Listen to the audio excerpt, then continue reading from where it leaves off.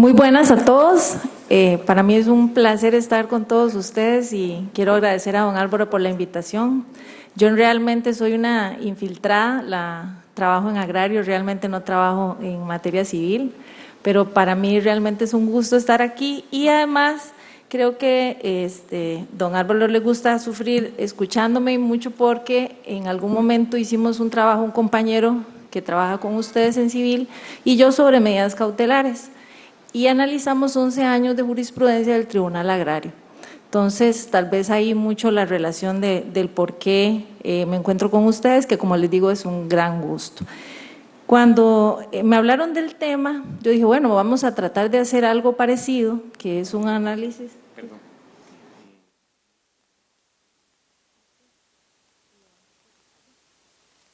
Está bien. Entonces yo nada más le hago así. Ok. Tenemos problemas técnicos propios de la oralidad. Bueno, les comentaba que tenía la intención de hacer un análisis de este añito, ¿verdad?, que estamos celebrando, justamente de lo que se ha resuelto en cuanto a medidas cautelares. Pero contacté con varios tribunales, hablé con jueces civiles y realmente es muy poco lo que se ha resuelto. Entonces, ese análisis comparativo o ver mucho cómo se ha desarrollado realmente no hubiera sido efectivo. Entonces empecé más bien a preguntar el porqué de que se ha resuelto, tal vez no con lo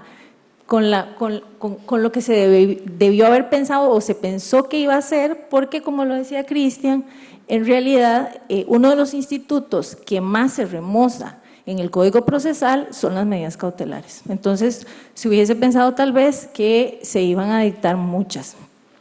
Me decían los compañeros y también los abogados, porque hablé con bastantes y me dicen, es que, licenciada, nos piden garantía.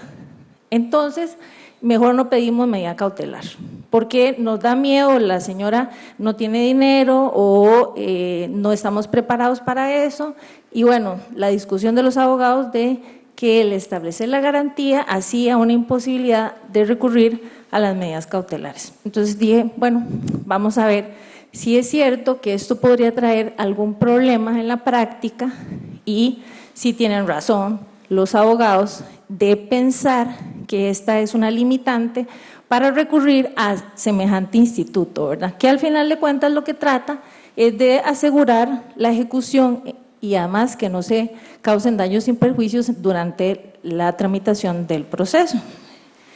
Pues bueno, lo primero que me van a ver hacer así, pero no es que esté loca, es que necesito decirles que me pasen la diapositiva.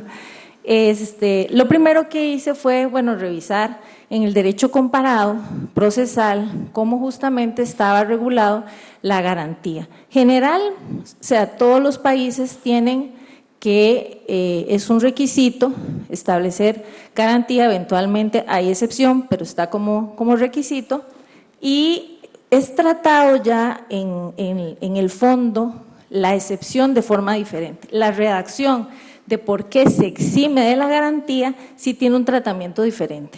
Por ejemplo, en el Código Procesal Civil y Comercial de Argentina dice el juez graduará la calidad y el monto de la caución de acuerdo con la mayor o menor verosimilitud del derecho y las circunstancias del caso. Bueno, la Ley de Enjuiciamiento Civil español, en el artículo 728, dice se deberá prestar caución suficiente.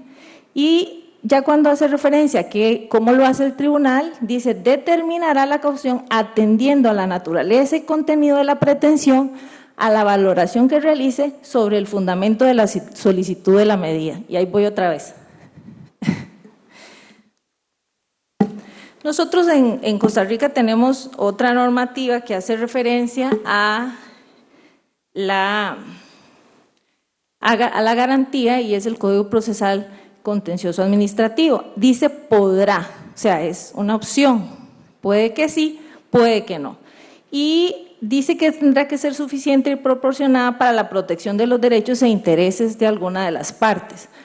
Analizando un poco de jurisprudencia en materia contenciosa, hay mucho que se alega y se discute de que la garantía lo ven como una imposibilidad.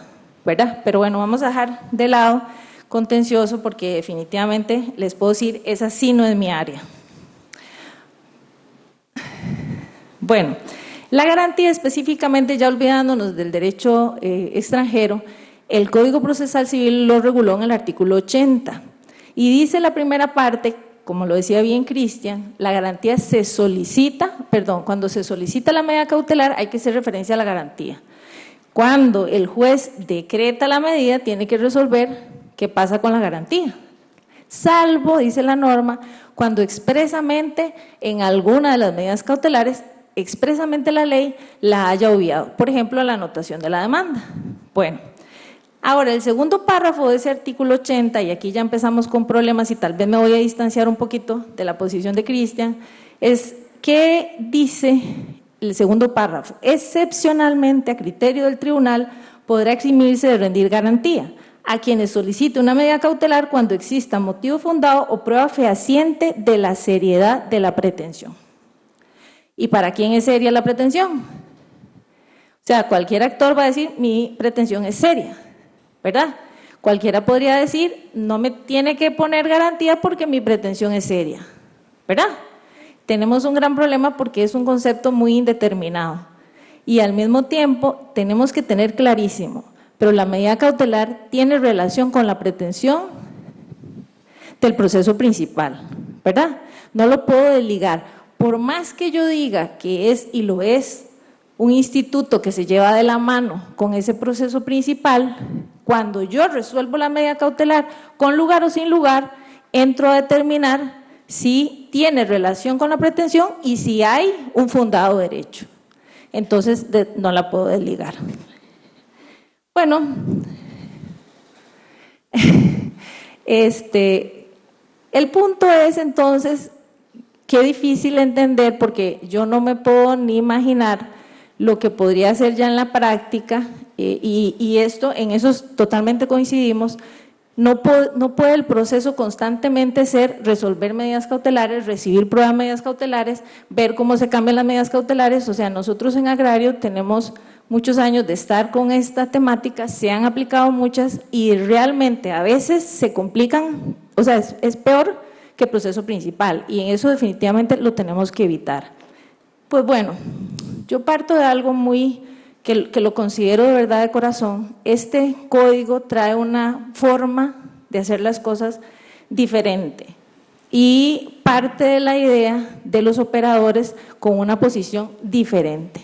O sea, no es solamente que eventualmente las herramientas les pueda servir, sino que necesitamos, y bueno, eso creo que lo han dicho todos los panelistas, jueces preparados que conozcan, que estudien, que analicen jurisprudencia, que se comuniquen entre ellos, bueno, pero no solamente los jueces, necesitamos abogados en esa misma línea.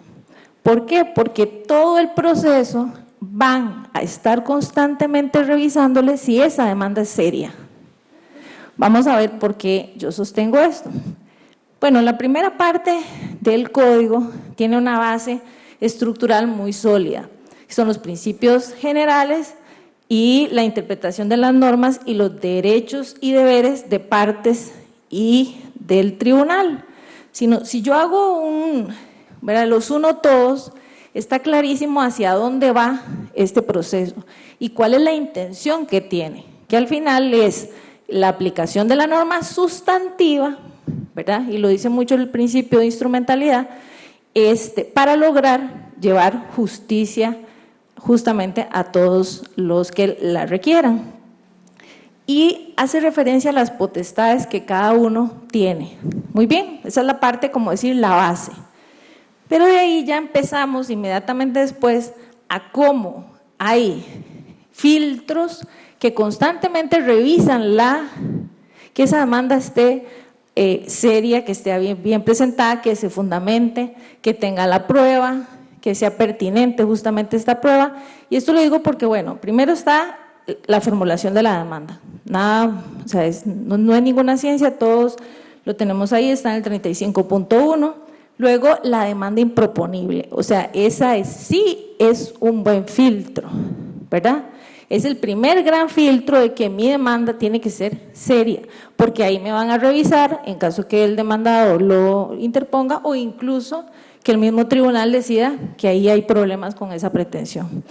Luego pasamos a la audiencia preliminar, que fue incluso el panel anterior, y hablaban mucho de la determinación del objeto. O sea, imagínense lo que es llegar a una audiencia de estas y que el abogado no haya estudiado, no sepa su prueba, no sepa la norma sustantiva aplicable, se haya equivocado de acción. Ahí, como decimos vulgarmente, se mosquea el asunto, ¿verdad? Porque si yo tengo jueces preparados, pero el abogado no supo pedir, qué difícil, ¿verdad? O al contrario, un buen abogado con una superdemanda y por otro lado tiene un tribunal que no entiende nada. O sea, eso no puede funcionar así, pero como les digo, son filtros que constantemente vamos a tener para que en todo momento del código va a haber una exposición justamente hacia esa pretensión seria. No es simple y llanamente solo lo que diga una parte. Bueno, entonces, ¿cómo deberíamos entender esos motivos fundados, prueba fehaciente de la seriedad de la pretensión? Nos da la experiencia, o sea, nosotros necesitamos muchísima experiencia justamente para que las medidas cautelares no se conviertan un fin en sí mismo o una complicación. Y necesitamos tener clarísimos los abogados que ustedes son los que piden.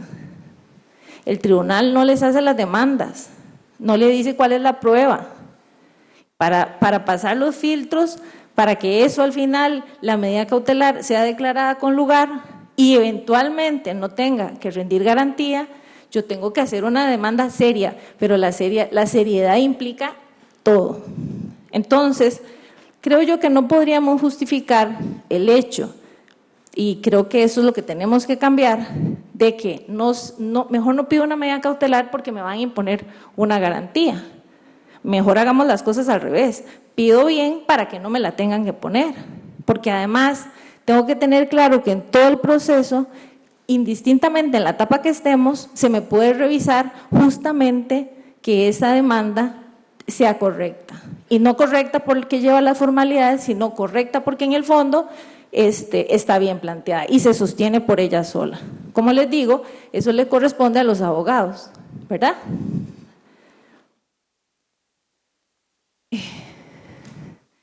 Tenemos entonces, que tal vez ahí es donde me separo un poquito de Cristian, no puedo deslindar que la medida cautelar está íntimamente ligada con la pretensión de fondo. No estoy, y les comento, le medio expliqué, o sea, les puse a una compañera la exposición y me dice, Tatiana, pero usted me estaría declarando el derecho de fondo. Si usted no me da la garantía, o sea, no me la impone, significa que voy ganando. Porque entonces ya usted dijo que voy ganando. Ya estoy tranquilo porque voy ganando. Y digo yo, no, eso no significa eso. Jamás va a significar. Pero necesitamos que, definitivamente, jueces valientes. Y los jueces tienen que tener una resolución fundada en cuanto a estas medidas cautelares. ¿Se rechaza? ¿No se rechaza? Y si se impone la garantía, ¿por qué se impone? Y no puede ser posible que tengamos la idea, y eso va para los abogados, de que puedan ellos demandar al juez por adelanto de criterio. Perdón, aquí se está pidiendo que se dé un criterio, ¿verdad? O sea, eso no va, y creo que sería muy mal visto, porque todos los presupuestos hay que analizarlos, hay que decir la proporcionalidad, la relación con la pretensión, si se pueden causar daños y si hay garantía, ¿por qué se rinde la garantía? Hay demasiado que determinar en una resolución como esta. Pues bueno, en definitiva, entre más probabilidad de la pretensión, entre más apariencia de buen derecho, entre más relación de la pretensión, que como les digo, inicia desde que empieza el proceso, porque en cualquier momento se puede cambiar la medida cautelar. Si eso se da, menos o más vamos a tener que rendir garantía, que incluso podría suceder que si hay menos probabilidad y menos derecho y menos relación, se nos rechace la medida cautelar. Entonces ni siquiera tenemos que hablar de garantía, ¿verdad? Bueno, lo otro es que la redacción no me gusta mucho en cuanto a la seriedad de la pretensión, en cuanto a la garantía, porque pareciera que deja de lado lo que tenga que decir el demandado o la persona que se supone va a tener que sufrir esos daños y perjuicios por la imposición de la garantía, porque dice la seriedad de la pretensión, ¿verdad? Entonces, yo parto de, creo que es una lógica, pero igual lo quise decir, de que el proceso tiene uno de los principios fundamentales en el plano de la igualdad y ambas partes tienen las mismas armas, la misma derecho de defensa, el contradictorio, y entonces, tanto es importante lo que diga el actor o el que pida la medida cautelar, puede ser el contrademandante, como lo que vaya a decir el demandado en relación con la garantía. Y el juez lo tiene que tomar en cuenta. Aunque la redacción específicamente de esa parte diga simple y llanamente la seriedad de la pretensión. Para algo le damos audiencia al demandado y creo que es para oírlo y que nos diga por qué le parece que la garantía no debería ser lo que está ofreciendo, debería ser más, ¿verdad? Una investigación que estoy haciendo en relación con las servidumbres y justamente también tiene relación con medidas cautelares, muy rápidamente que se han resuelto en materia civil, nos dan esa idea, o sea, son muy ejemplificantes en que tenemos grandes problemas en entender, plantear y defender el derecho sustantivo aplicar al caso concreto. Tenemos grandes problemas en cuanto a eso. Y esto se ha podido ser súper evidente en los procesos que se han planteado en cuanto a servidumbres. Y cuando yo hablo de servidumbres, hablo de todas en general. Les voy a poner algunos casos porque si no, Cristian me corta de una vez. Por ejemplo, ahí está la servidumbre natural. Entonces, la servidumbre natural, según la ley de aguas, lo que establece es que el terreno que es superior, el inferior, perdón, tiene que soportar las aguas que caen del terreno superior, las que caen naturalmente. Pues bueno, hay muchísimos procesos en materia civil donde se ha planteado el que yo tengo como terreno superior derecho a una servidumbre natural. Y entonces el vecino está construyendo un muro y como medida cautelar pido se suspenda el muro porque ya las aguas no van a discurrir naturalmente y a mí se me hace una piscina. Y así literalmente lo pone.